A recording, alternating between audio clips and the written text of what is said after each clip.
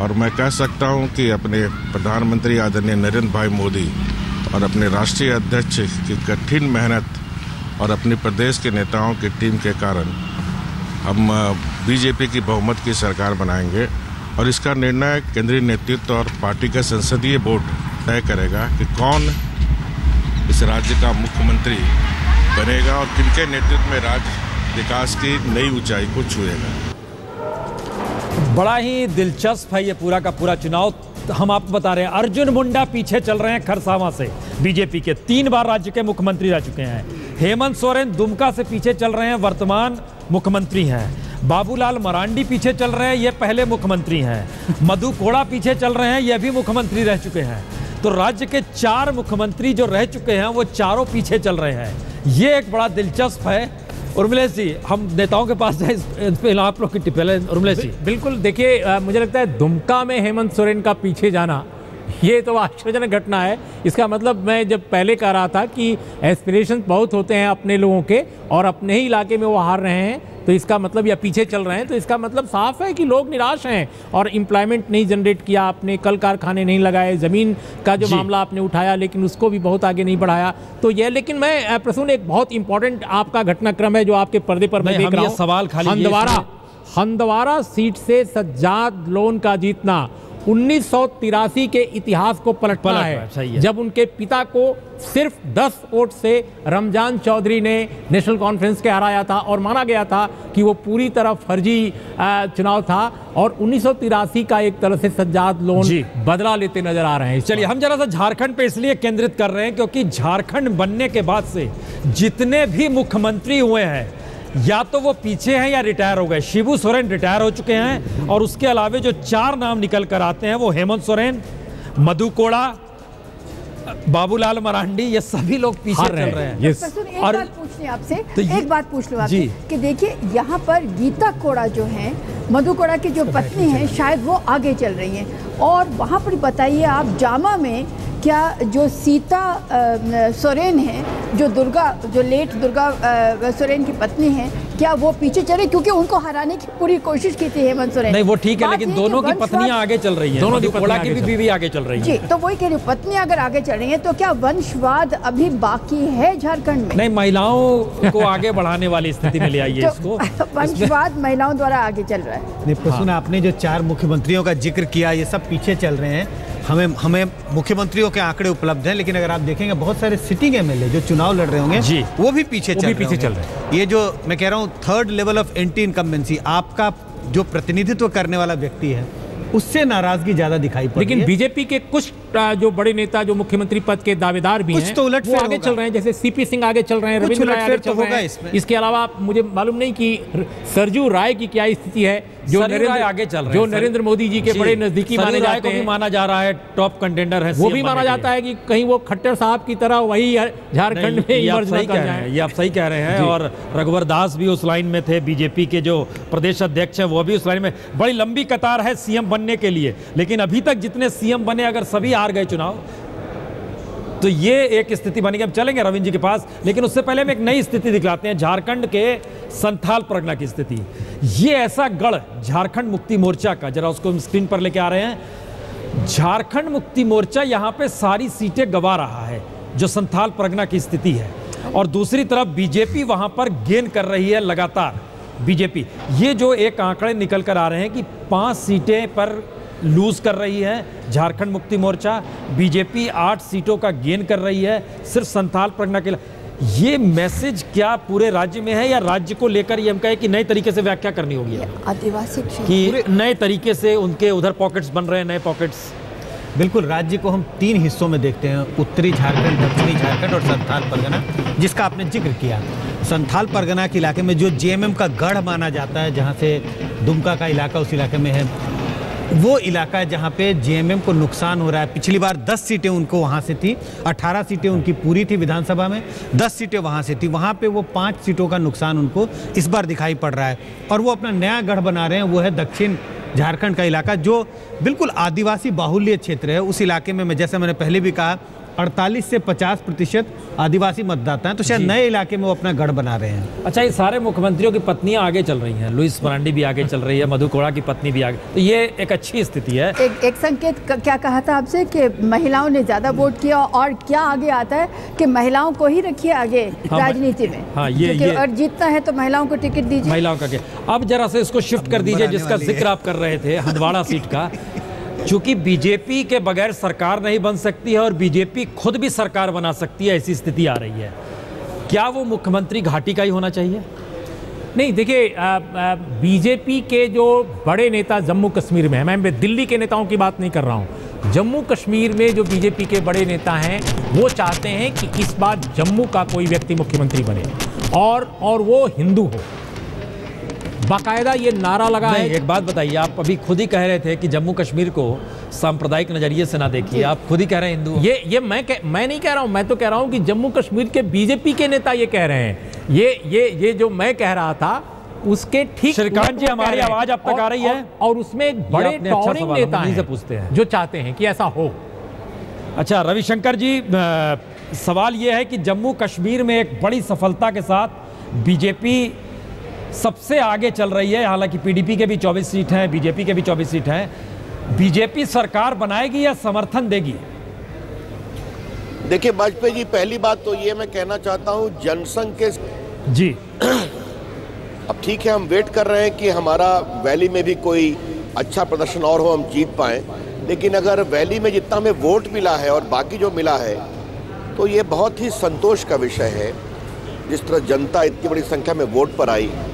अब आपने कहा कि जहां आतंकवादियों की गोली चलती थी, अगर वहां भारत माता की जय हो रही है, चुनाव प्रचार हो रहा है, बहिष्कार की धमकी के बावजूद इतनी बड़ी संख्या में लोग वोट देने आए, तो वहां की जनता को मैं नमन करता हूं। अब जहां तक रिजल्ट का सवाल है, सरकार का सवाल है, वो पूरे रिजल्ट आने के बाद ही वो तस्वीर साफ हो पाएगी।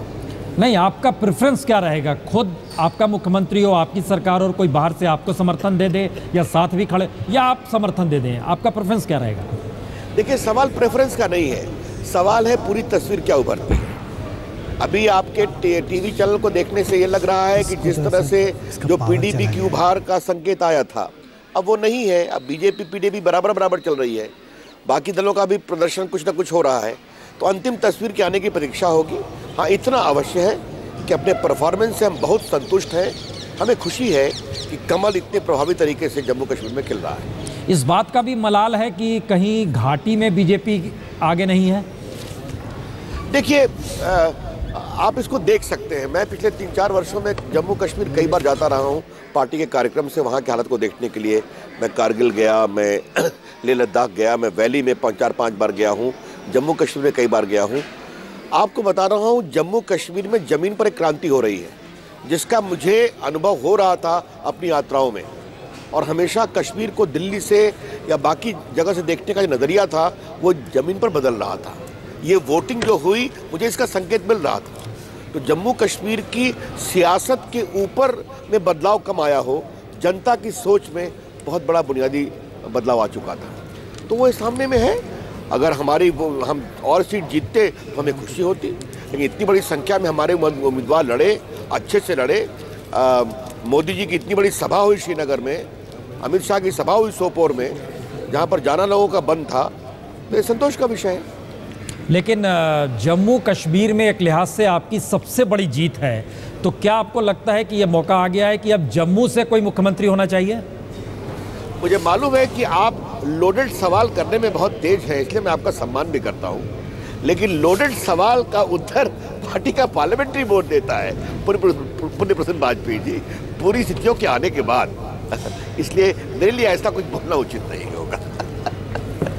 आपने अच्छा जिक्र किया, जनसंघ का भी जिक्र किया, हमें श्यामा प्रसाद मुखर्जी भी याद है, हमें यह भी याद है कि आप लोग का नज़रिया क्या रहा जम्मू कश्मीर को लेकर, और नेहरू की नीति के खिलाफ थे। इसलिए ये सवाल आ रहा है बार बार, या देश जानना भी चाहता है, क्योंकि सेंटर में आपकी बहुमत के साथ सरकार है, और अगर जम्मू कश्मीर में आप सरकार बनाते हैं तो आप पॉलिसीगत डिसीजंस ले सकते हैं, नीतिगत फैसले ले सकते हैं, जो बाहर से नहीं ले सकते हैं। तो क्या मौजूदा वक्त ऐसे मोड़ पर आ गया है जम्मू कश्मीर को लेकर कि आप लोग नीतिगत फैसले जम्मू कश्मीर को लेकर लेने की स्थिति में आ जाएं? ऐसा नहीं लगता है? देखिए, जहाँ तक जम्मू कश्मीर के बारे में नीतिगत फैसले लेने की बात है तो मैं आपसे एक बात बताना चाहता हूँ। मोदी जी कितनी बार गए जम्मू कश्मीर प्रधानमंत्री बनने के बाद? बाढ़ में अलगाववादी ने कुछ काम नहीं किया, वहाँ की सेना ने काम किया और देखा कि वहाँ की जनता कह रही थी हमारे फौजी भाई ने हमको बचाया। राहत को देने का सवाल है, गुड गवर्नेंस का सवाल है, ये सब तो हम कर ही रहे हैं। ऐसी बात तो नहीं है कि केंद्र अपने दायित्व से कभी भी विचलित हो रहा है। वाजपेयी जी, ये बहुत महत्वपूर्ण बात है, इसको समझिए। और मोदी जी ने ये भी बताया कि दिवाली के दिन, ये मेरी पहली दिवाली थी प्रधानमंत्री बनने के बाद, खुशी का माहौल था, लेकिन मैंने 1-2 घंटा बताया अपने जवानों के साथ सियाचिन में और बाकी समय बताया श्रीनगर में आपदा और बाढ़ से परेशान लोगों के साथ। तो ये तो हम करते रहे। अब देखिए, आज सबसे बड़ी ज़रूरत इस बात की है, जम्मू कश्मीर को गुड गवर्नेंस का बहुत बड़ा अभाव रहा है। और ये हम हमेशा कहते रहे कि जम्मू कश्मीर में लोग विकास चाहते हैं, रोजगार चाहते हैं, उद्योग चाहते हैं, वो नहीं मिल पाया है। उसको करने की ज़रूरत है। अब उसको करने की शक्ल क्या होगी, उसका नज़रिया क्या बनेगा, सरकार किस तरह से सरकार का साकार रूप बनेगा, ये सब विस्तार की बात है, तो शायद अभी कहना मेरे लिए उचित नहीं होगा। नहीं, नीतिगत फैसले का मतलब ये नहीं था। नीतिगत फैसले का मतलब अलगाववाद था। नीतिगत फैसले का मतलब था कि वो दिवाली में गए, लेकिन घाटी में एक आवाज़ आती है ईद में क्यों नहीं आए। हम इसलिए कह रहे हैं कि वो फैसले लेने की स्थिति धारा 370 को लेकर आई है। एक पुल बनाने का काम होना चाहिए, जो पुल नहीं बन पा रहा है। दिल्ली और घाटी अलग दिखाई देती है।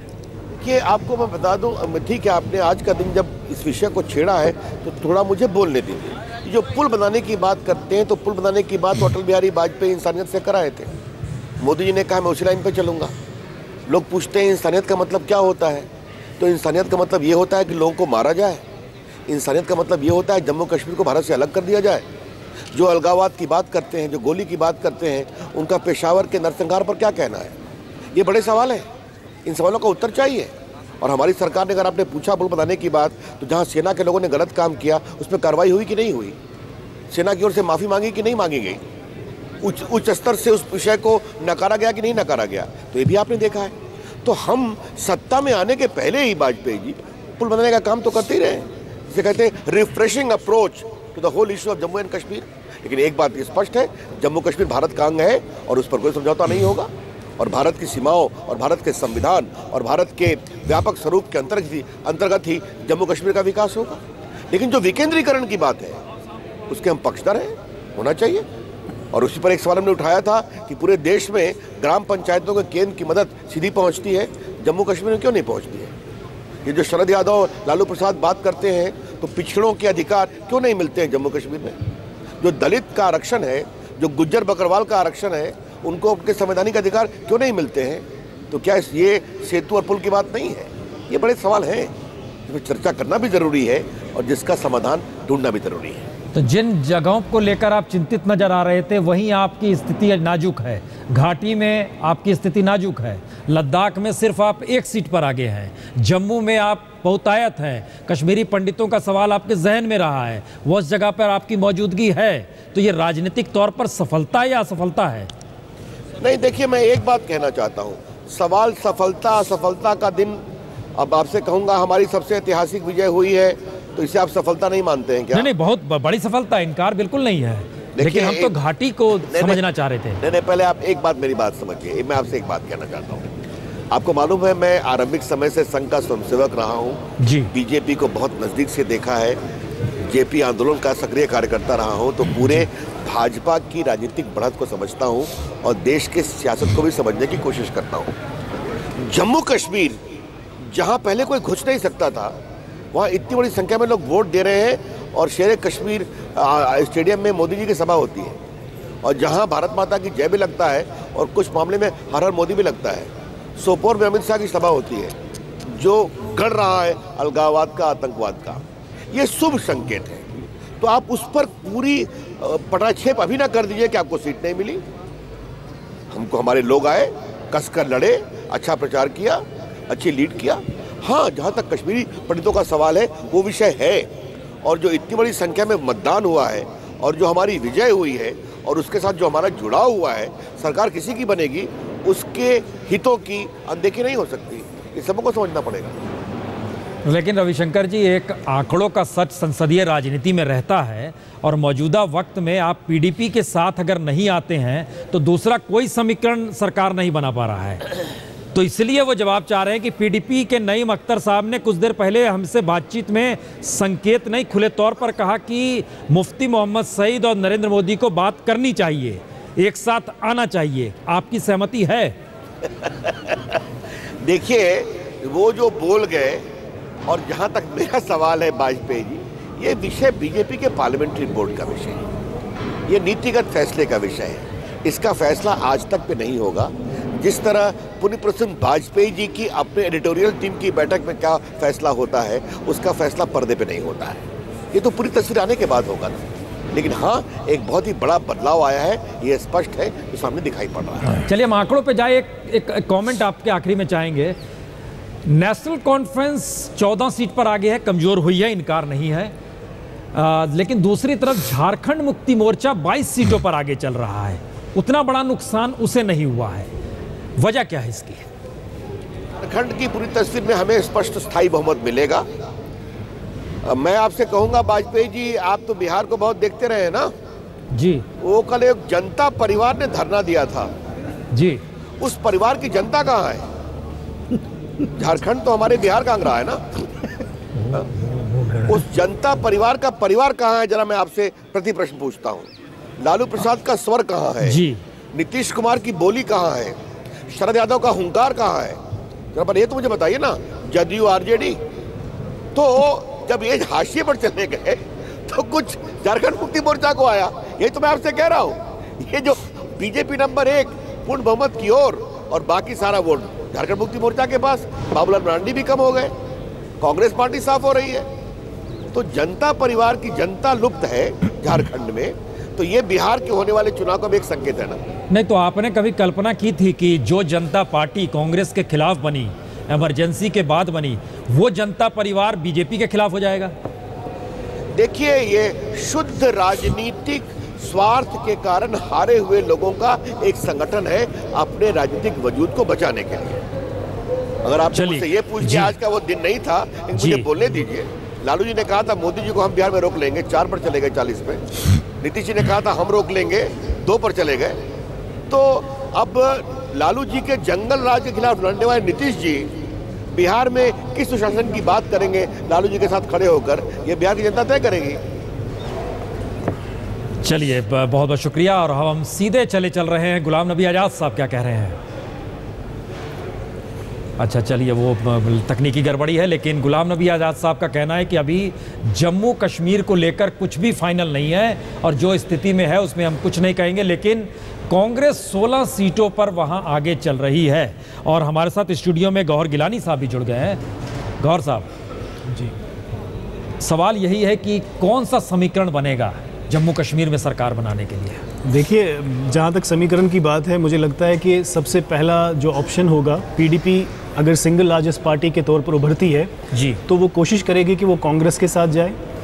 पहला यही है। दूसरा ऑप्शन ये होगा कि अगर उनके साथ दूसरे जुड़ जाते हैं, जैसे इंडिपेंडेंट कैंडिडेट्स जो अभी 8-9 सीटों पर जो आगे दिखाई दे रहे हैं, तो पीडीपी और बीजेपी का जो समीकरण आप दिखा रहे हैं कि वो अलायंस बनाते हैं, मुझे लगता है वो सबसे लास्ट ऑप्शन होगा।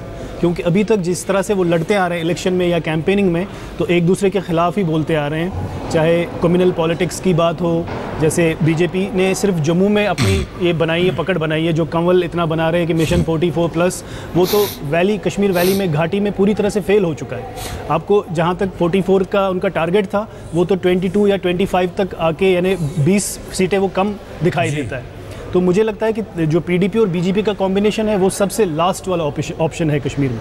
पीडीपी और बीजेपी सबसे लास्ट कॉम्बिनेशन होगा, सबसे लास्ट। और अगर ऐसी स्थिति आती है कि पीडीपी को रोकने के लिए बीजेपी पहल करनी शुरू कर दे, तो कौन सा कॉम्बिनेशन होगा? क्योंकि बीजेपी 24 सीटों पर आगे चल रही है। अगर आपने अभी देखा होगा, जो गुलाम नबी आज़ाद साहब ने भी कहा है कि वो जिस तरह से 2002 से कांग्रेस एक किंग मेकर का रोल प्ले कर रहा है कश्मीर की पॉलिटिक्स में। कश्मीर की राजनीति में जो भी 2 पिछली सरकारें आई हैं, चाहे एनसी, उसमें भी कांग्रेस साथ था 2008 से 2014 तक, और उससे पहले पीडीपी के साथ भी कांग्रेस आया है। तो 2002 से लेकर लगातार पिछले 12 सालों में कांग्रेस ने कोलिशन गवर्नमेंट का मतलब कांग्रेस कोलिशन गवर्नमेंट के साथ रही है।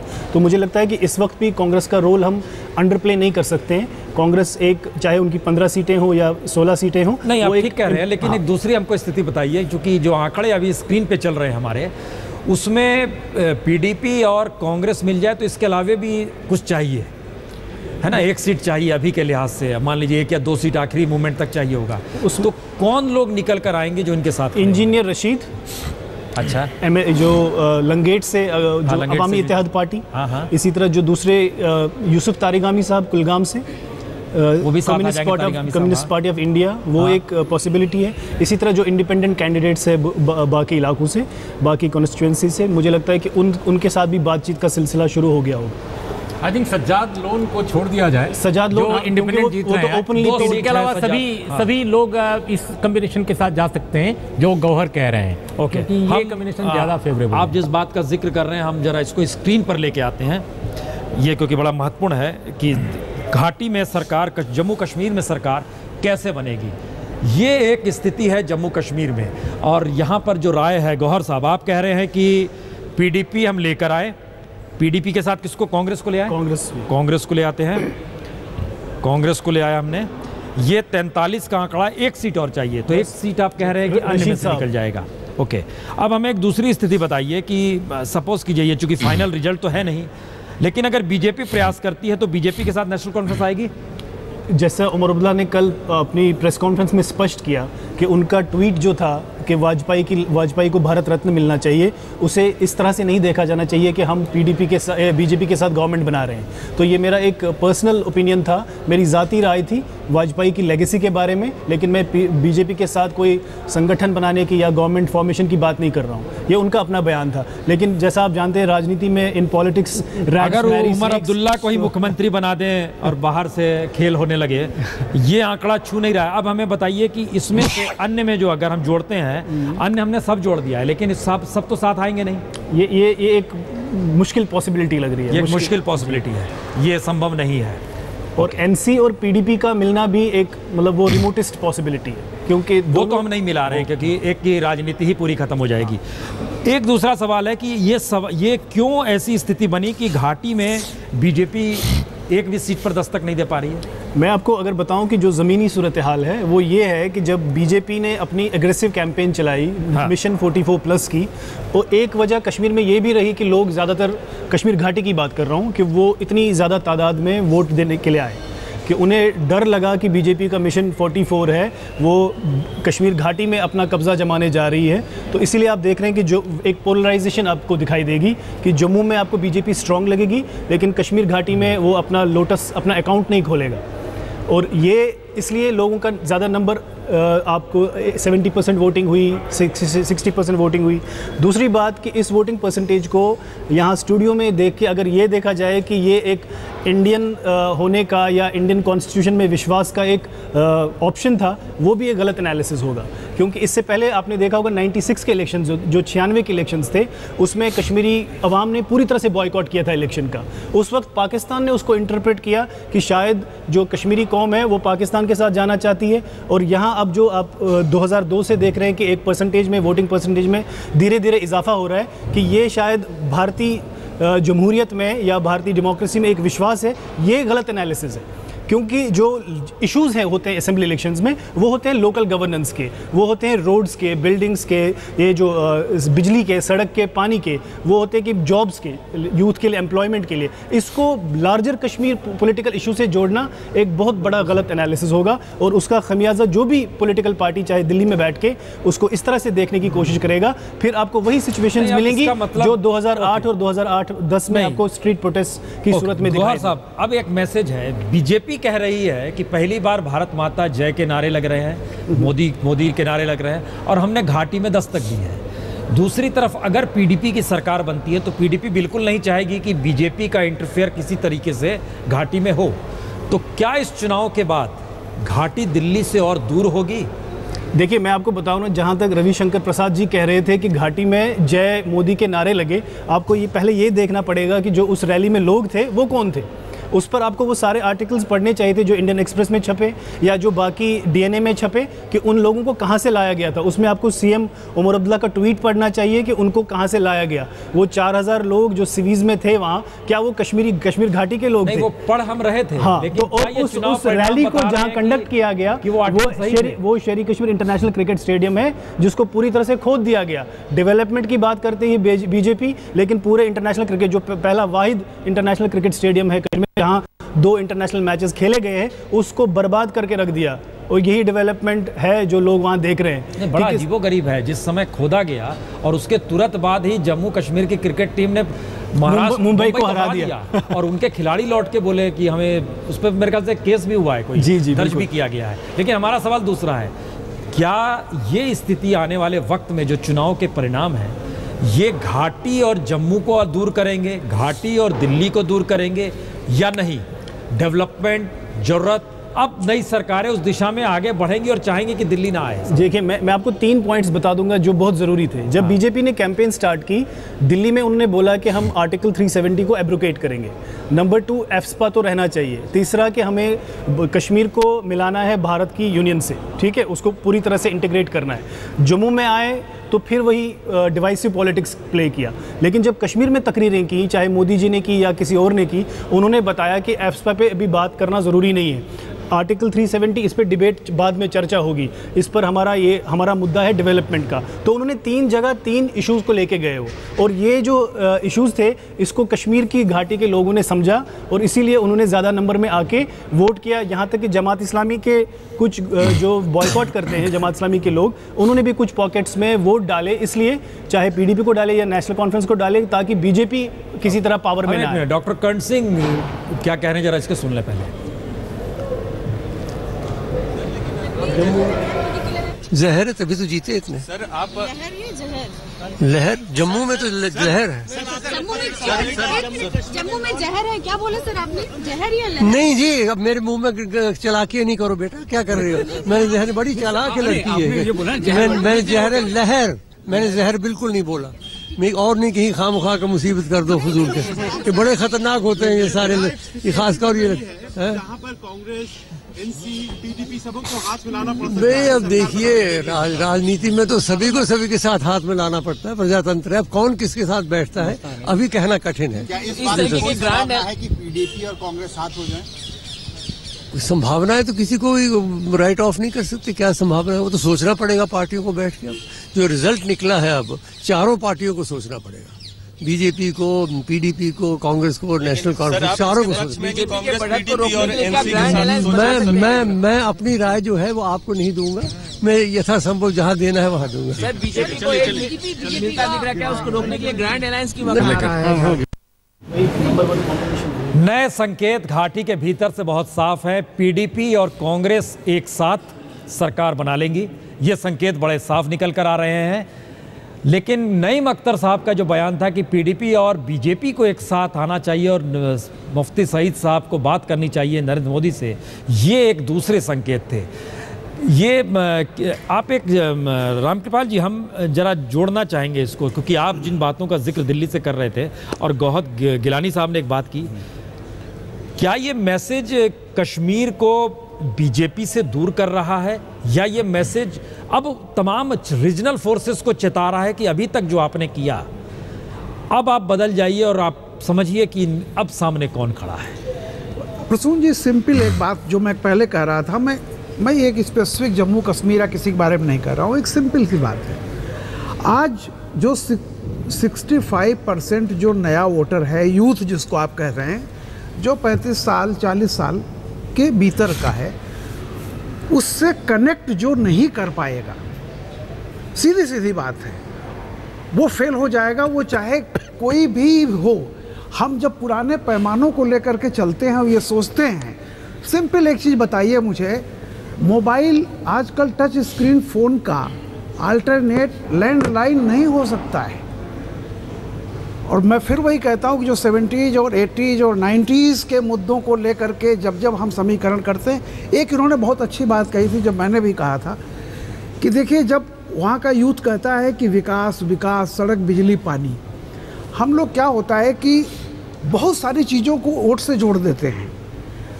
प्रसून जी, एक आदमी के घर में जब होता है कि बेटी की शादी और मकान दोनों काम होने हैं, एक काम को आदमी पोस्टपोन कर देता है, उसके टारगेट में होता है कि नहीं अभी हमें बेटी की शादी करनी है, मकान भूल जाओ। इसका मतलब ये नहीं कि मकान उसकी ज़रूरत नहीं है। आप समझिए प्रायोरिटी, इस बार का जो इलेक्शन, मैं एक बात कह रहा हूँ कि प्रायोरिटी उसकी है। प्रायोरिटी क्या थी गौहर गिलानी साहब इस चुनाव में वहाँ के युवाओं की? मैं 100% एग्री करूँगा इनसे कि यही था, प्रायोरिटी यही थी कि लोग जो मिस गवर्नेंस पिछले 6 साल में हुई।